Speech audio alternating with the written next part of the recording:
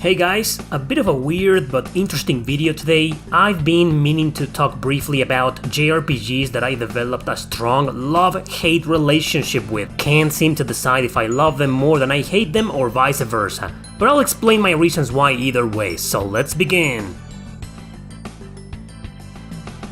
Number 10. Rogue Galaxy. Yeah, believe it or not, I hate this freaking game. I beat it once and I don't think I'll ever beat it again, not even its PS4 digital version in HD, but I also really enjoyed it. If you've been following my channel for a while, you'll notice several JRPGs in this video that I've often praised, but strongly criticized as well. And I don't think I've ranted about Rogue Galaxy in a while. I hate it because it can be really cheap in battle. Whether you consider this game hard or not, the fact is that your allies will be dying a hell of a lot.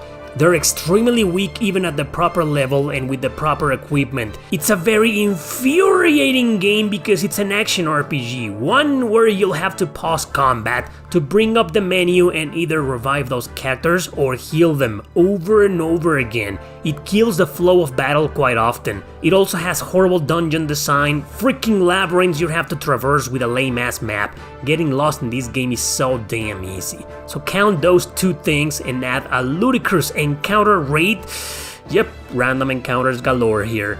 But I also love it because I really dig the cel-shaded graphics, the story progression, and its interesting open world ideas. I love the character development in this game, it's amazing!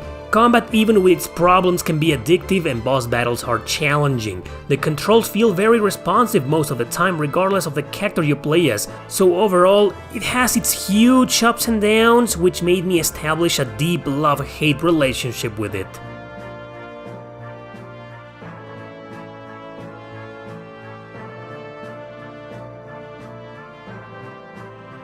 Number 9. Shining Resonance Refrain. This is another action RPG I've always had very mixed feelings about.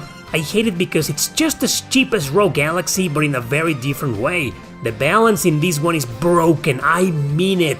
It just gets from stupidly hard to stupidly easy in no time. Plus the leveling system sucks bananas. It's a lovely grind fest, one of the biggest I've ever seen. I rage quit when I found out I needed to use these two severely under-leveled guys for a few battles to progress the story. Yes, this is one of those RPGs where inactive party members don't gain experience, so why force me to use the ones I never used? But I also love it because it has a lot of personality. Not a great story here, but decent and with likable characters. I thought combat had good controls and, while repetitive, I enjoyed fighting both regular enemies and bosses. I also think it was very friendly in a lot of its equipment and stat mechanics. You don't have to rely on them that much to succeed sometimes. I think the graphics look beautiful and the fan service is perhaps the best feature about it. A good excuse to enjoy the plot and dialogue a little bit more. Overall, it would have been an A-tier type of RPG, or even better, had they paid more attention to its balance and leveling system. I love it and hate it at the same time.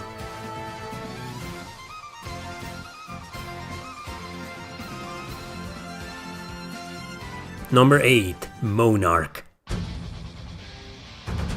Yeah, you've seen me ranting about this game a few times already. In fact, I shamelessly admit that I've done nothing but criticize it. But that's only because I really wanted to praise it. The game has amazing and original ideas all over the place, but just not in some gameplay mechanics. I hate it because its leveling system is garbage. There are no experience points here, only skill points that are shared amongst the party. To level a character up, you have to unlock skills, but the really useful ones need a heck of a lot of points to be unlocked. It also has boring enemy design, you fight the same guys and small variations of them every single time. Plus, the boss battle themes were insufferable for me. On the good side though, I loved it because the story was dark, intriguing, and with some mature themes rare in these types of high school RPGs. I love the character development. All main characters and antagonists are very grey and go through a lot of psychological issues. Horror elements are there that I thought were very exciting, like going mad if these messed up students got too close. But that mad system also carries on in battle and increases with some of the best skills. If the mad gauge reaches 100%, your character goes berserk and attacks your party. This game is way more frustrating than the previous two. It had several awesome ideas, but it turned out to be a complete waste of potential.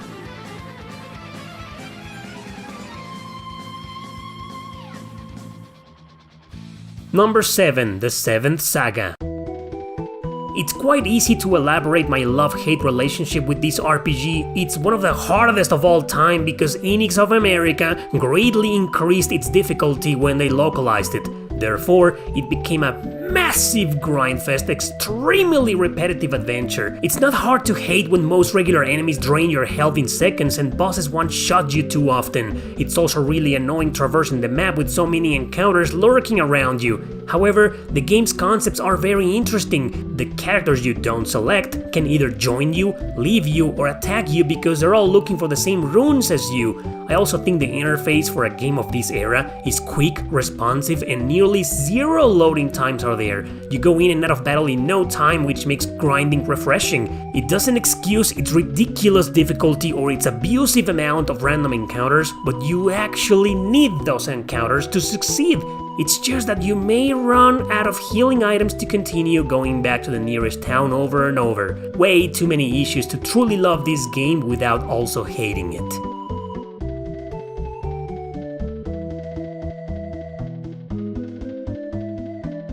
Number 6. Popful Mail.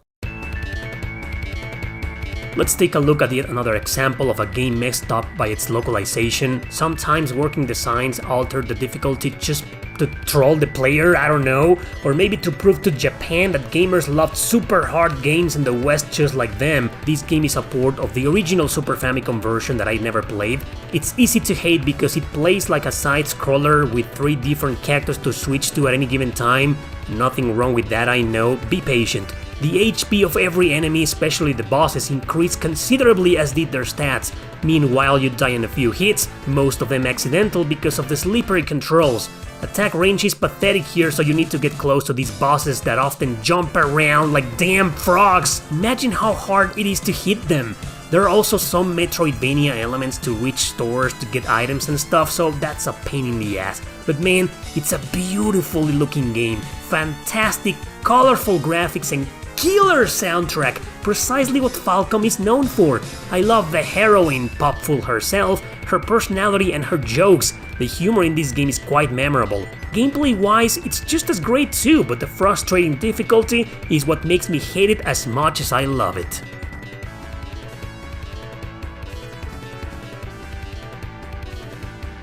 Number 5. Dragon Quest VII. This game overstayed its welcome to the point where I couldn't go on anymore. I've never quit on a game just for being too long. It's a great title, don't take me wrong, but you do the same over and over and over again for endless hours. Quest after quest, infinite backtracking, infinite grinding, spike after spike.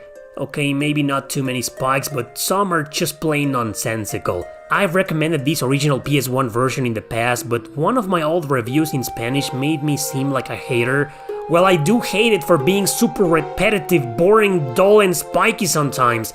But I also love it because it's too charming. I think the story advances slow but steady, and you always want to see what happens next.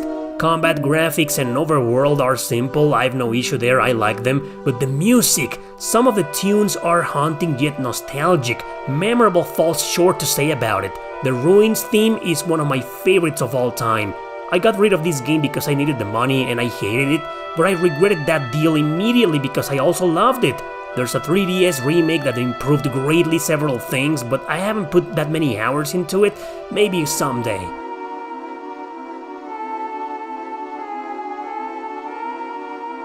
Number 4. Growlancer Wayfarer of Time.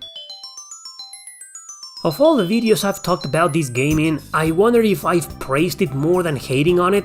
Obviously I love it way more than I hate it, but you're probably confused at this point. It has too many horrible and annoying missions that are straight up frustrating, rage-quitting material, baby. But I've showed you several examples in the past, no need to continue a rant that's been overdone by this point. Singing praises about it though is also just as unnecessary, as you know very well how big a fan I am of the series, and this 4th entry is no exception. Story, characters, design, lore, combat, music, it's nearly a masterpiece to be honest. And despite being brutally hard, what keeps you going back to it, it's precisely that. It challenges your mind with its several twisted ideas, but all in order to make you think. to change your strategy, to consider things you didn't consider before, to look at those dangerous missions from different angles and find the best way to approach them. That doesn't take away the fact that it can be infuriating and hateful sometimes, but yeah, overall, this is an amazing game no matter what. I hate it and love it.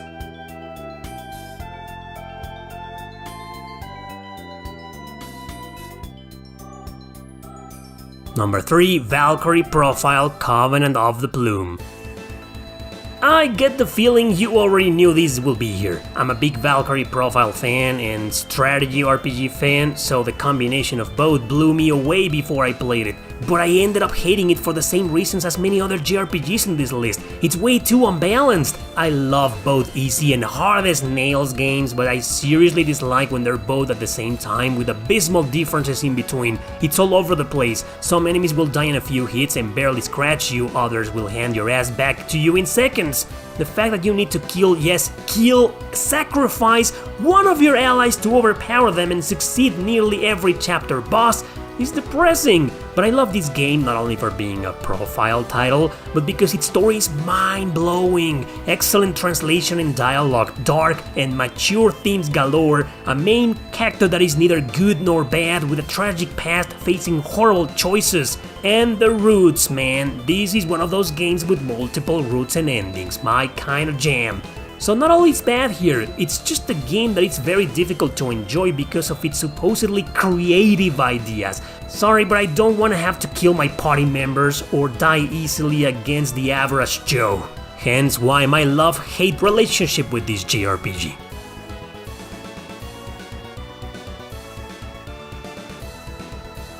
Number 2, Final Fantasy VIII. I didn't used to hate this classic at all, I used to love it, one of my favorites in the series. But as I grew older, I started to resent more and more the fact that I never beat it. Suffice to say, I still haven't gone back to it, and I do not have any plans to do so ever again. I've mentioned before how its level system ruined it. Enemies level up with you, including bosses. I never knew that, so I grinded everyone to level 99, which meant the final boss was also level 99. Nice! I don't know what the ass were they thinking when they came up with this moronic idea. Never mind the junction system, which is weird and only makes you ignore it. Instead, you abuse the summons to kill everything in seconds. Not being able to grind and overpower the enemy is just disappointing. But I still love it, you know. Many people criticized its romance, way too much focus on Squall's edgy teenage drama with Rinoa. But I kinda liked it. I hated some characters like Selphie and Zell, but the rest of the cast was highly interesting. Say what you want about Quistis, I don't give a donkey's ass, I love her. Music is untouchable. You have no taste at all if you can't appreciate the masterpiece Nobuo Uematsu created. And graphics, while severely outdated nowadays, were stellar for its time. I still think this is a great game despite its flaws and one of the best in the Final Fantasy main series. Number 1. Torna! Freaking Torna! I said before in previous videos that loving meaningless side quests is the only way to truly appreciate this RPG. I really hated the fact that you needed to do tons of them just to proceed with the story, especially near the end. Wanna go to the final dungeon and beat the final boss? Do 10,000 fetch quests and increase the community level. It just ruined a possible masterpiece for me. Because everything else is awesome! The story, being a prequel to the original Xenoblade 2, is greatly written. I fell in love with the main character Laura, or Laura in English, and even appreciated some characters more than I thought I would. It's still an open world, but quite small compared to its predecessor, and it's a short adventure that can be beaten in less than 20 hours. I love long JRPGs as much as you, but I love short ones just as well. Combat was the epitome of the series before Xenoblade 3 came out. It felt like an excellent evolution from the previous entries. It was neither too hard nor was it too easy, with an awesome combo system and the control finally of your blades. I love this battle system. And for the weeps, fanservice is back with a few characters like Hikari, also known as Mithra. Nearly everything about this game is awesome. It was just ruined by mandatory side quests, and that's why I developed a strong love-hate relationship with it in no time.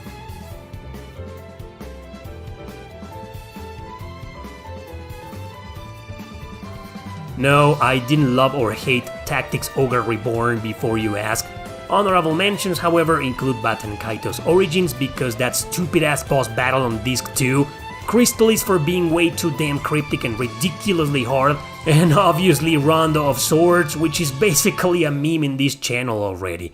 Do you have any JRPGs that you love and also hate? Put them in the comment section below. Thanks for watching, don't forget to subscribe and share this video with your friends. See you next time!